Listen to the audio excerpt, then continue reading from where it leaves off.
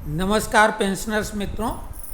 आप लोगों ने नोशनल इंक्रीमेंट को लेकर बार बार प्रश्न पूछा है कि इंतज़ार करें सरकार का कि वो आदेश जारी करने वाली है तो इंतज़ार करें अथवा कोर्ट जाएं। तो सबसे पहले जो सरकार ने आदेश जारी किए हैं उसको आप देख लें और उससे आपको क्या लाभ होने वाला है और कोर्ट केस जाने वालों को क्या लाभ हुआ है। तो पहले तो हम ये सरकारी आदेश का वाचन आपके सामने करेंगे जो कि उत्तर प्रदेश राज्य सरकार का है। आप बोलेंगे उत्तर प्रदेश राज्य सरकार का, तो पेंशनर की जब बात हम करते हैं तो राज्य सरकार हो या केंद्र सरकार, दोनों की बात हम करते हैं। तो राज्य सरकार चूँकि भारतीय जनता पार्टी की है, केंद्र सरकार भी एनडीए की है, लेकिन मुख्य तो दल उसका भाजपा है। तो उम्मीद करेंगे कि केंद्र सरकार भी अगर निर्णय लेगी नोशनल इंक्रीमेंट को लेकर तो कुछ इसी तरह का होगा। तो आप ये देख लें, ऊपर पत्र संख्या है और ये एड्रेस ही हैं, इसमें समस्त अपर मुख्य सचिव प्रमुख ये एड्रेस ही हैं। दीपक कुमार अपर मुख्य सचिव ने ये जारी किया है पत्र और 12 जून का है ये। विषय है दिनांक 30 जून / 31 दिसंबर को सेवानिवृत्त होने वाले उत्तर प्रदेश राज्य सरकार के कार्मिकों की सेवानिवृत्ति की तिथि 30 जून / 31 दिसंबर के ठीक अगले दिन अर्थात 1 जुलाई / 1 जनवरी को वेतन वृद्धि नियत होने पर ऐसे कार्मिकों की पेंशन की गणना हेतु एक नोशनल वेतन वृद्धि जोड़ा जाना। महोदय, उपर्युक्त विषय के संबंध में अवगत कराना है कि वेतन समिति उत्तर प्रदेश 2008 की संस्तुतियाँ दिनांक 1/1/2006 से लागू की गई हैं, जिसमें कर्मचारियों की वार्षिक वेतन वृद्धि प्रत्येक वर्ष दिनांक 1 जुलाई को अनुमन्य की गई। तत्पश्चात वेतन समिति उत्तर प्रदेश 2016 की संस्तुतियाँ दिनांक 1/1/2016 से लागू की गई, जिसके अंतर्गत राज्य सरकार के कर्मचारियों को वार्षिक वेतन वृद्धि दिनांक 1 जुलाई अथवा 1 जनवरी को चुनने का विकल्प दिया गया है। राज्य सरकार के अनेक अधिकारी कर्मचारी अधिवर्षता आयु प्राप्त कर प्रतिवर्ष दिनांक 30 जून / 31 दिसंबर को सेवानिवृत्त होते हैं, जिन्हें यथास्थिति क्रमशः 1 जुलाई / 1 जनवरी को वेतन वृद्धि अनुमन्य होती है, परंतु उन्हें आगामी वेतन वृद्धि प्रदान नहीं की जाती, क्योंकि ऐसे अधिकारी / कर्मचारी मात्र एक दिन पूर्व अर्थात 30 जून / 31 दिसंबर को अधिवर्षता आयु के आधार पर सेवानिवृत्त हो चुके होते हैं। माननीय उच्चतम न्यायालय द्वारा विभिन्न वादों में ये निर्णय दिया गया है कि चूँकि उक्त कर्मचारी वेतन वृद्धि के उपरांत 1 वर्ष की सेवा पूर्ण कर सेवानिवृत्त होते हैं, अतः उन्हें वेतन वृद्धि अनुमन्य होगी। माननीय उच्च न्यायालय इलाहाबाद द्वारा भी विभिन्न वादों में इसी आशय के आदेश पारित किए गए हैं।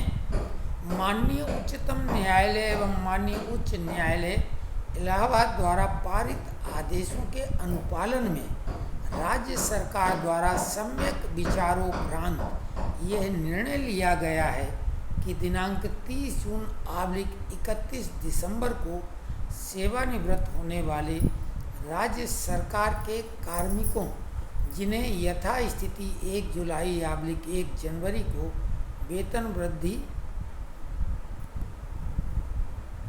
दिया जाना नियत है द्वारा आहरित अंतिम वेतन में एक नोशनल वेतन वृद्धि जोड़ते हुए पेंशन एवं ग्रेजुटी का आंकलन किया जाता है। दिनांक 1 जुलाई को वेतन वृद्धि प्रदान किए जाने संबंधी व्यवस्था दिनांक 1/1/2006 से प्रभावी वेतन समिति उत्तर प्रदेश 2008 की संस्तुतियों के क्रम में लागू की गई हैं। अतः इन आदेशों से वे कार्मिक भी आच्छादित होंगे जो दिनांक 1/1/2006 के उपरांत परंतु शासनादेश निर्गत होने के पूर्व संबंधित वर्ष की 30 जून को सेवानिवृत्त हो चुके थे, परंतु उन्हें ये लाभ तात्कालिक प्रभाव से अनुमन्य होगा तथा उन्हें एरियर का भुगतान अनुमन्य नहीं होगा। ये लाइन ध्यान से सुन लें कि एरियर का भुगतान अनुमन्य नहीं होगा। यही व्यवस्था दिनांक 1/1/2016 के उपरांत परंतु शासनादेश निर्गत होने की तिथि के पूर्व सेवानिवृत्त उन कार्मिकों पर भी लागू होगी जो संबंधित वर्ष की 30 जून / 31 दिसंबर को सेवानिवृत्त हुए तथा जिन्हें यथास्थिति 1 जुलाई / 1 जनवरी को वेतन वृद्धि दे थी। उक्त आदेश शासनादेश निर्गत होने की तिथि से लागू होंगे। दीपक कुमार, अपर मुख्य सचिव। डिजिटल कॉपी है, साइन की आवश्यकता नहीं, अधिकृत आदेश है। तो इसमें महत्वपूर्ण जो है आप देखें कि ये पैरा नंबर 4 कि माननीय उच्चतम न्यायालय एवं माननीय उच्च न्यायालय इलाहाबाद द्वारा पारित आदेशों के अनुपालन में राज्य सरकार द्वारा सम्यक विचारोपरांत यह निर्णय लिया गया है कि 30 जून / 31 दिसंबर को सेवानिवृत्त होने वाले राज्य सरकार के कार्मिकों जिन्हें यथास्थिति 1 जुलाई 1 जनवरी को वेतन वृद्धि दिया जाना नियत है द्वारा आहरित अंतिम वेतन में एक नोशनल वेतन वृद्धि जोड़ते हुए पेंशन एवं ग्रेजुटी का आंकलन किया जाए। कहने का आशय ये है कि जो अब सेवानिवृत्त हो रहे हैं उन्हें तो पूरे लाभ मिलने हैं, एरियर का कोई मसला बनता ही नहीं है।